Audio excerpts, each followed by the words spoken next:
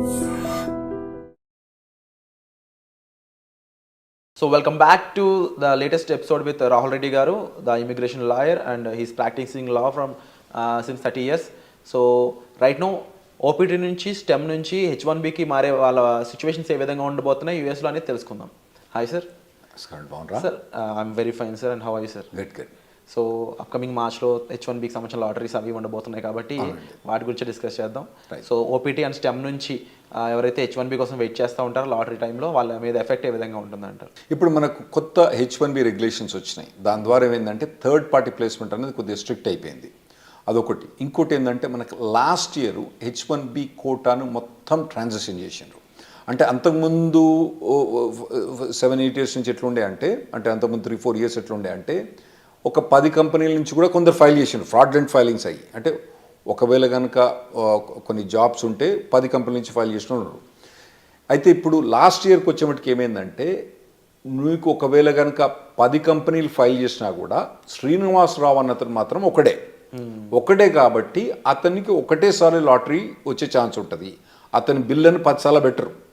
Okay, మనం అప్పుడప్పుడు పెడతాం కదా, చిన్నప్పుడు పెట్టినప్పుడు మన పేరు ఇచ్చి పెడతాం. మన పేరు ఎక్కువ రాయాలంటే ఏం చేస్తాం, 10 సార్లు రాసి లేస్తాం. అటువంటి అలౌడ్ లేదన్నట్టు. ఇప్పుడు ఎన్నిసార్లు రాసినా కానీ ఒకటే చిట్టి ఆ శ్రీనివాసరావు గారి పేరుతోటి ఒకటే చిట్టి పోతుంది. ఆ చిట్టి ద్వారా అది లాస్ట్ ఇయర్ ఇంప్లిమెంట్ చేసినారు. ఇప్పుడు కొత్త రెగ్యులేషన్స్ ప్రకారం ఏం చేసినంటే దాన్ని రెగ్యులేషన్స్ ద్వారా చేయబట్టి ఏమైనా కోర్టుల కేసులు కానీ వాటిని ఎదుర్కోవడానికి ఈజీ అవుతాయని చెప్పి వాళ్ళు రెగ్యులేషన్ ద్వారా పోయినరు.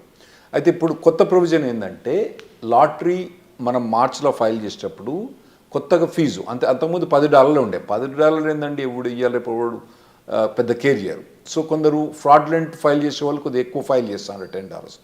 ఇప్పుడు దాన్ని $215 చేసినట్టు. సో కొంచెం ఫిల్టర్ చేయడానికి, కొద్దిగా ఫిల్టర్ చేయడానికి చేసినట్టు. అసలు మేము ఈ రెగ్యులేషన్స్ పాస్ చేసేటప్పుడు మేము ఏమైనా అడ్వైజ్ చేసినామంటే అసలు మొత్తం లాటరీ చేసేటప్పుడు మొత్తం ఫైలింగ్ ఫీజే తీసుకోండి. ఓకే, సెలెక్ట్ అయితే ఆ ఫైలింగ్ ఫీజు ఇవ్వకండి, ఎట్లా మేము కట్టాలి కదా, ఎట్లా మేము ఫైలింగ్ ఫీజు కట్టాలి కదా, మేము ఇవ్వకండి అని చెప్పి మేము అడ్వైజ్ చేసినాం. వాళ్ళు ఇన్లే సరే ఏదో $215 చేసిండ్రు. సో ఇప్పుడు కొత్తగా ఓపీటీ నుంచి స్టెమ్ ఎక్స్టెన్షన్ నుంచి ఉన్న వాళ్ళు ఇప్పుడు మార్చ్ అంటే మనకు దగ్గరకు వచ్చింది. ఇప్పుడు ఆల్మోస్ట్ డిసెంబర్ అయిపోతూనే ఉంది. మార్చ్కు మీకు H1B లాటరీ ఉంది. ఇప్పటి నుంచే మీరు కంపెనీ కానీ కంపెనీ HR కానీ కంపెనీ లాయర్ కానీ కాంటాక్ట్ చేసి టచ్లో ఉండి మీరు H1B ఫైల్ చేయడానికి రెడీ కాండి. అండ్ వీళ్ళు ఎటువంటి జాబ్స్ని చూస్ చేసుకోవడానికి స్కోప్ ఉంటుందంటారు ముఖ్య H1B టైంలో?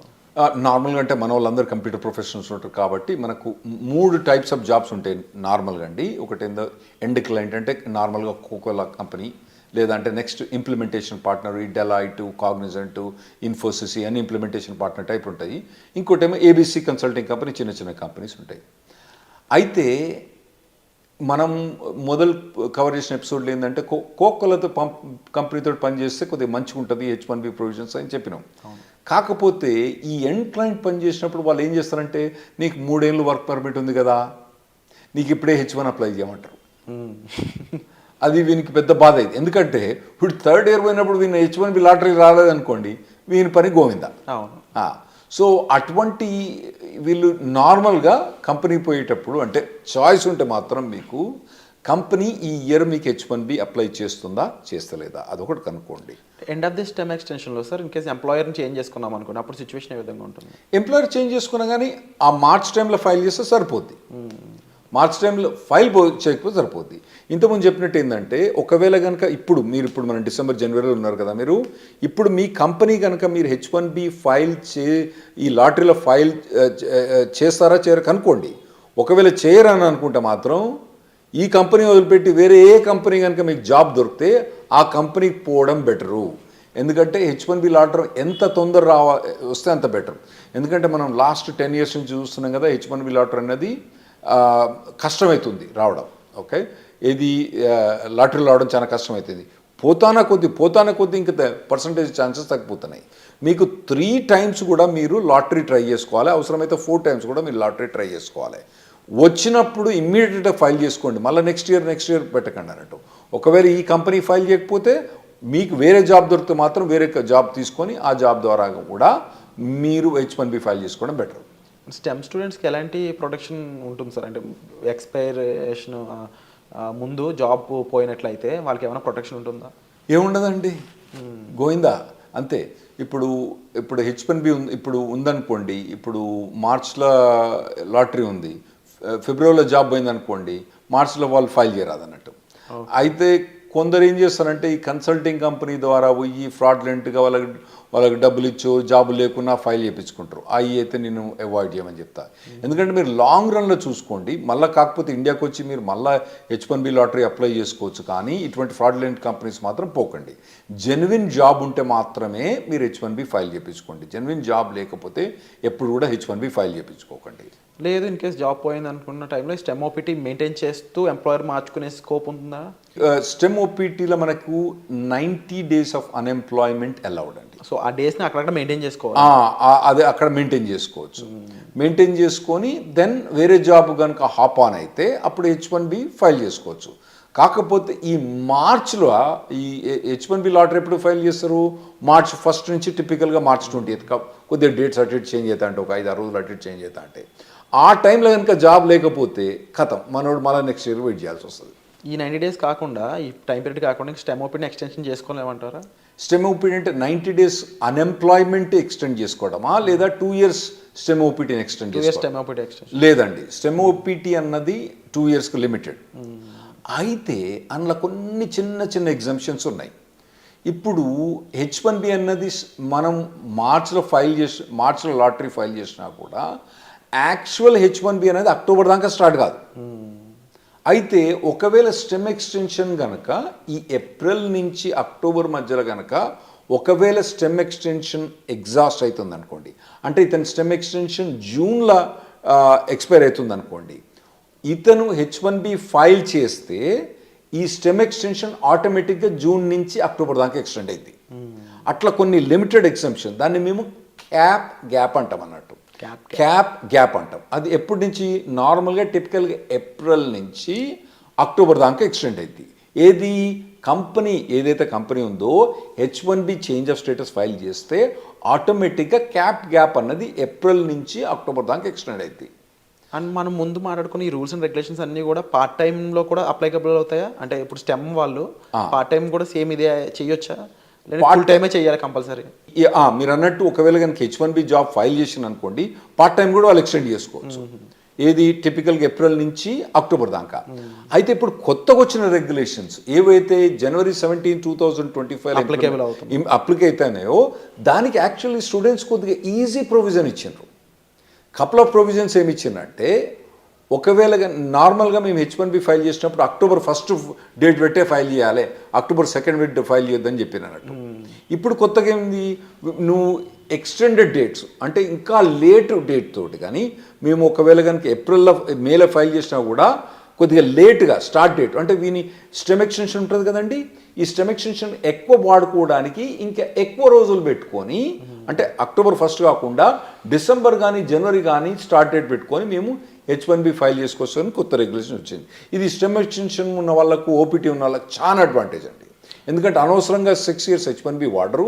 ఇంకోటి ఏంటంటే వీళ్ళకు ఓపీటీ స్టెమ్ ఎక్స్టెన్షన్స్లా వీళ్ళకు 7% ఇన్కమ్ ట్యాక్స్ రిబేట్ వస్తుంది. H1B పోయినప్పుడు రాదు. అంటే దాన్ని యాక్చువల్లీ ఇన్కమ్ ట్యాక్స్ అన్నాము, సోషల్ సెక్యూరిటీ అంటాము. ఆ సోషల్ సెక్యూరిటీ అన్నది వీళ్ళు కట్టని అవసరం లేదు. సో ఆ ఎగ్జామ్షన్ కూడా ఇది వీళ్ళు ఎక్కువ వాడుకోవచ్చు. ఆ ప్రొవిజన్స్ కూడా ఇచ్చిండ్రు. ఇంకోటి ఏది? స్టార్ట్ డేట్ లేట్ చేయొచ్చు అని ఉంది కదా. ఇంకోటి నేనేం చెప్పినా, స్టెమ్ ఎక్స్టెన్షన్ కానీ ఓపీటీ కానీ ఏప్రిల్ నుంచి అక్టోబర్ దాకా H1B ఫైల్ చేస్తే ఆటోమేటిక్ అక్టోబర్ దాకా ఎక్స్టెండ్ అవుతుందని చెప్పిన. దాన్ని క్యాప్ గ్యాప్ అంటాం.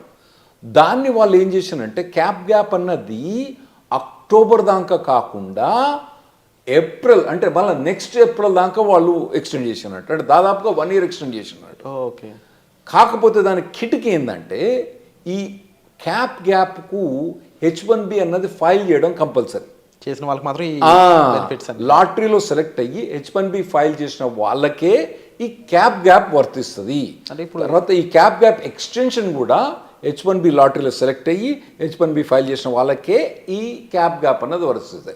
అంటే ఈ ప్రొవిజన్ నార్మల్గా తీసుకొచ్చిన అవసరం ఏం పడిందంటే, H1B నార్మల్గా 5-6 monthsలో అప్రూవ్ అయిపోద్ది. లేదా అంటే మనోడు ఎక్కువ పైసలు కట్టేస్తారు, 3 వారాలకే అప్రూవ్ అవుతుంది ప్రీమియం ప్రాసెసింగ్కి. కొత్త అడ్మినిస్ట్రేషన్ వస్తుంది కదా, కొత్త అడ్మినిస్ట్రేషన్ అప్పుడు ఈ కొత్త అడ్మినిస్ట్రేషన్ కొత్తదేం కాదు, అంతకుముందు ఉన్నదే. అంతకుముందు మమ్మల్ని నరక యాతలు పెట్టింది ఈ అడ్మినిస్ట్రేషన్. వాళ్ళు ఈ ప్రీమియం ప్రాసెసింగ్ ఇవన్నీ సస్పెండ్ చేసిండ్రు. అయితే ఇప్పుడు క్యాప్ అనేది అక్టోబర్ దాకానే, ఇదివరకు పాత రూల్స్ ప్రకారం అక్టోబర్ దాకానే ఎక్స్టెండ్ అయ్యి అక్టోబర్లో H1 అప్రూవ్ కాలేదనుకోండి, ఇడు జాబ్ చేయకుండా కూర్చోవాలి. అప్పుడప్పుడు పెద్ద కంపెనీలు ఏం చేస్తాయి, జాబ్ చేయకపోతే పో నీ H1 తీసేస్తాను తీసిపో, జాబ్ తీసేసుకోవచ్చు. అప్పుడేమవుతుంది, నా గరక నా ఘాటక అవుతాడు వీడు. అయితే ఇప్పుడు కొత్త ప్రొవిజన్ ప్రకారము ఒకవేళ ట్రంప్ అడ్మినిస్ట్రేషన్ వచ్చి H1 ప్రీమియం ప్రాసెసింగ్ తీసేసినా, అంటే ఎక్స్ట్రా $2,500 కట్టినా కూడా, దానికి ఎక్కువ ఫాస్టర్ ప్రొవిజన్ తీసేసినా కూడా, మనోడు అక్టోబర్ దాటిన తర్వాత, అంటే వీని వర్క్ పర్మిట్ ఒకవేళ జూన్లో అయిపోయినా కూడా అక్టోబర్ దాకా కాకుండా మళ్ళీ ఏప్రిల్ దాకా ఇతను జాబ్ క్యాప్ మీద జాబ్ చేసుకోవచ్చు. అది ఈ January 17th మనకు వచ్చే రెగ్యులేషన్స్ తోటి చాలా అడ్వాంటేజ్ అవుతుంది మనకు. ఓవరాల్గా డిఫరెంట్ అప్లికేబుల్స్ అయితే రానున్నాయి అనేది అర్థమవుతుంది క్లియర్గా. అండ్ కొన్ని బెనిఫిషరీస్ కూడా కనిపిస్తూ ఉన్నాయి డెఫినెట్లీ. అండ్ బిఫోర్ జాబ్ వీళ్ళు స్టెమ్ ఓపీటీ వాళ్ళు ఎటువంటి రిక్వైర్మెంట్స్ ఉంటాయి సార్ అప్లై చేయడానికి? అంటే ఓపీటీ స్టెమ్ ఎక్స్టెన్షన్ ఈ రెండిట్లు అంటారా? అంటే వీళ్ళు మొదటి నుంచి కాలేజీలో చదువుతున్నప్పుడే వీళ్ళకు ఆన్ క్యాంపస్ రిక్రూట్మెంట్ నడుస్తుంటుందండి, వాటిల్లో పార్టిసిపేట్ చేయాలి. ఇంకోటి ఏంటంటే, మీకు ఇంతకుముందు చెప్పినట్టు ఏంటంటే, వీళ్ళు మొదటి నుంచి కూడా ఏదో టెక్నాలజీ తీసుకొని, హాట్ టెక్నాలజీ తీసుకొని, కరెంట్ టెక్నాలజీ తీసుకొని, దాని మీద కంప్లీట్గా ఇంటర్న్షిప్స్ కానీ, తర్వాత ఎడ్యుకేషన్ కానీ, ట్రైనింగ్ కానీ తీసుకొని, ఒకవేళ టెక్నాలజీ మారితే మళ్ళీ ఇమీడియట్గా మారండి టెక్నాలజీ. కానీ ట్రైనింగ్ అన్నది ఇక్కడ కూర్చొని ఆ సినిమాలు చూసిన దానికి వీటి చూసిన దానికన్నా ఇటు పక్క పోయి ఈ ట్రైనింగ్ ఇటువంటివన్నీ తీసుకోవడం చాలా మంచిది. ఎందుకంటే నార్మల్గా ఇక్కడ జనరల్ ప్యాకేజ్ ఏంది 5 lakhs 6 lakhs ఉన్నది, అక్కడ మీకు 80 లక్షల నుంచి మొదలైంది ప్యాకేజ్. సో మీకు 6 lakhs నుంచి 80 లక్షలకు ఉండే పెర్ఫార్మెన్స్ మీరు అక్కడ యూఎస్కి వస్తుండ్రు కాబట్టి, మీరు చేసే పెర్ఫార్మెన్స్ కూడా 10 times బెటర్గా ఉండటానికి మీరు షార్పన్ అప్ కావాలి. అది మొదటి నుంచి ప్రిపేర్ కాండి. చక్కగా ఓపీటీ అయిపోయిన తర్వాత అప్పుడు ఎతుకుతలే జాబ్, తర్వాత చూసుకుంటలే. ఇప్పుడైతే సినిమాలు చూస్తా, షికార్లు పోతా, తాగుతా, తింటా, బిర్యానీ తింటా, పొద్దుగాల మధ్యాహ్నం, సాయంత్రం అయితే వాలీబాల్ ఆడతా, కానీ తర్వాత చూసుకుంటా, ఓపీటీ అయిపోయిన తర్వాత చూసుకుంటే మాత్రం అది తప్పుడు పని. మీరు మొదటి నుంచి ఇంజనీరింగ్ కాలేజ్ నుంచి ఫస్ట్ ఇయర్ నుంచి, ఒకవేళ మీరు యూఎస్ రాదలుచుకుంటే, మీరు ఇక్కడ కూర్చొని ఎక్కడనో 5 లక్షల ప్యాకేజ్ 6 లక్షలు తీసుకుంటే మీ ఇష్టం. మీరు కనుక యూఎస్ వచ్చి ఓపీటీ మీద పనిచేసి స్టెమ్ ఎక్స్టెన్షన్ మీద పనిచేసుకుంటే మాత్రం మీరు ఫస్ట్ ఇయర్ నుంచి మీరు కంటిన్యూస్గా శ్రమ పడితే మీరు ఓపీటీ స్టెమ్ ఎక్స్టెన్షన్ వచ్చినప్పుడు మీకు మెచ్చుకోండి. మార్కెట్ మంచిగా ఉన్నప్పుడు ఏముంటుందండి, అప్పుడు ఏమంటారు, కుక్కను కూడా సింహాసనం ఎక్కించినప్పుడు వీళ్ళందరి మన వాళ్ళని సింహాసనం ఎక్కించినప్పుడు, ఏది మంచిగా స్కిల్ సెట్ లేని వాళ్ళని వాళ్ళందరూ కూడా కుక్క మీద వీళ్ళందరూ సింహాసనం ఎక్కి కూర్చున్నారు. ఇప్పుడు ఎట్లున్నది పరిస్థితి, మార్కెట్ పరిస్థితి మంచిగా లేదు.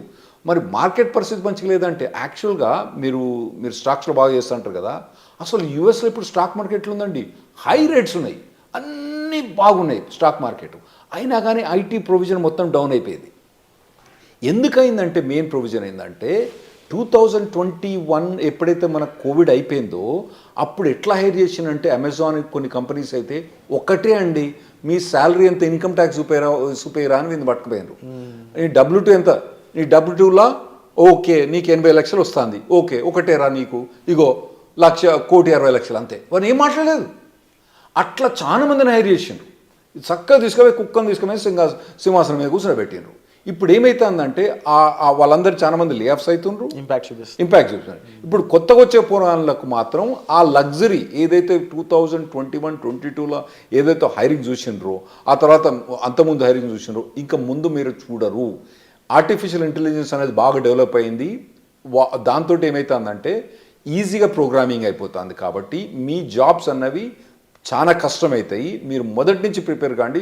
స్పెషల్గా మీరు యూఎస్ రాదలుచుకున్న వాళ్ళు మాత్రం మొదటి నుంచి ప్రిపేర్ అయ్యండి. మీరు ఇక్కడనే ఉండి చిన్న చిన్న జాబులు చూసుకుంటే మీ ఇష్టం.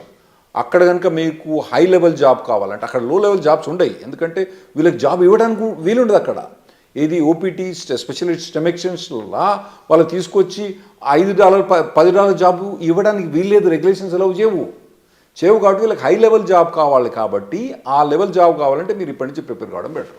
Wonderful sir. So latest updates కోసం చూస్తూనే ఉండండి. అండ్ చాలా విషయాలు అయితే మనకు రాహుల్ రెడ్డి గారు చెప్పడం జరిగింది. సో మీరు వీటిపై ఏమనుకుంటున్నారు, మీ ఒపీనియన్ కామెంట్ సెక్షన్లో మెన్షన్ చేయండి. And thank you so much for the wonderful. Thanks sir.